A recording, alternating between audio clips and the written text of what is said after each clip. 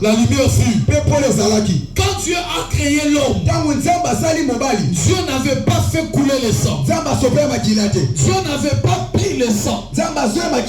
Jusqu'à ce que l'homme pêche. L'homme a péché. Quand l'homme a péché, l'homme devait subir la peine de mort. L'homme devait subir la peine de la mort. En d'autres mots, le sang de l'homme devait couler. Le Dieu qui n'a jamais tué, il va tuer pour l'homme. Amen, amen. Dieu n'a jamais tué, mais il avait tué à cause de l'homme. Amen, amen. La Bible dit ceci: lorsque l'homme a péché, l'homme devait être chassé et peut mourir.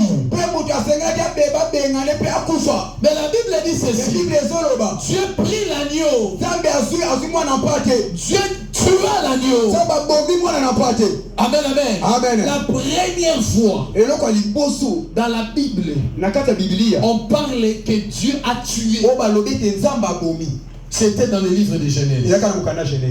Amen, amen.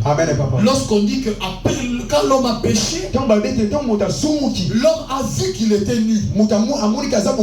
Dieu a tué l'agneau pour couvrir la nudité de l'homme. Amen, amen. Le Dieu qui ne connaissait pas le sang, le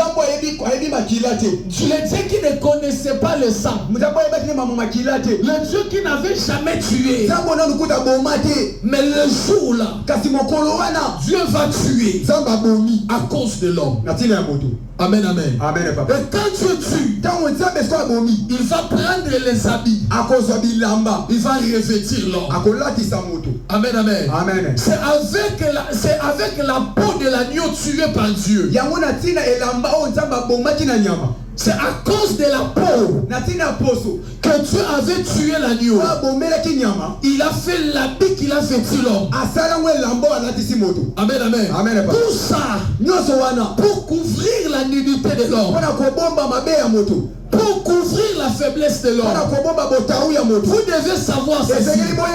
Quand Adam a vu qu'il était nu, Adam avait compris qu'il avait des faiblesses. Amen, amen. Quand Adam a vu qu'il était nu, c'est alors qu'Adam a vu qu'il avait des faiblesses, qu'il était un homme limité, qu'il était incapable. Et à cause de cela, Dieu devait couvrir la nudité d'Adam. Voilà pourquoi Dieu a tué. Pourquoi nous l'appelons époux de sang? Parce qu'il a tué à cause de l'homme. Il a tué pour couvrir les faiblesses de l'homme. Et bien aimé dans le Seigneur, personnellement, Dieu n'a pas tué seulement pour couvrir l'homme, mais couvrir la femme. Parce que la femme était la porte d'entrée du péché. Le péché est entré par la femme. C'est la femme qui a ouvert la porte. Voilà pourquoi, lorsque Christ est venu, donc quand Dieu est venu, écoutez ce que Adam dit. C'est la femme que tu m'as donnée. En d'autres mots, Adam voulait dire à Dieu: moi je ne voulais pas de femme. Amen, amen. C'est la femme que tu m'as donnée. En d'autres mots, cette femme ici, il vient de toi. Cette femme que tu as mis à côté de moi, il vient de toi. Moi je ne la connaissais pas. C'est ton travail.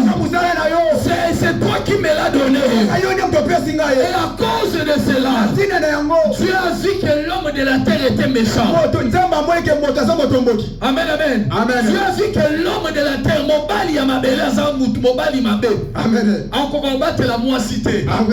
Amen, amen.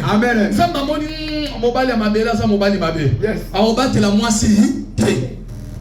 On appelle ça qui est moisi pour créer race divine. Amen. Amen, amen. Amen. Vous comprenez? Amen. Parce que ça qui est, moi, si pour créer race divine dans ma belle. Mais ce qu'on tangu, basumuki, et là, on mobile le banzambe, to sali ma belle bisabiso. Yoka discours à mobile. Moi, si au pessinga. Ça m'a compris que mobile ya ma belle, azam muto alingaka ko soit responsabilité ko tike la moisi. Faut-il ngate, et ça y est de moisi. Faut-il ngate, et ça y est de moisi. Ça m'a comprendre un mot. Yango ebisa dans cela. Na pesa yo moi so moninga so faut ngande na récupérer moi si. Yes. Na la question que moi si ma bomba raye. Oh. Amen, amen. Amen. Voilà pourquoi nous l'appelons époux de sang. Yango tina tobenge mobala makila. Pourquoi nous l'appelons époux de sang? Pourquoi tobenge mobala makila? Parce que Bambate il est venu maintenant. Ayaki siko. C'est par le sang qu'il a couvert la faiblesse de la femme. Tina makila ni abomba ki botaou ya moi. Écoutez, yoka, lorsque Adam a dit, c'est la femme que tu m'as donnée. Adam voulait dire, s'il faut punir, donne la peine à la femme que tu m'as donnée. Donc Adam voulait sacrifier la femme. Et tu dis non, Adam. Non, je ne vais pas donner, je ne vais pas prendre la femme. Parce que toi tu as livré la femme. Moi, je vais me livrer pour récupérer la femme. Amen, amen.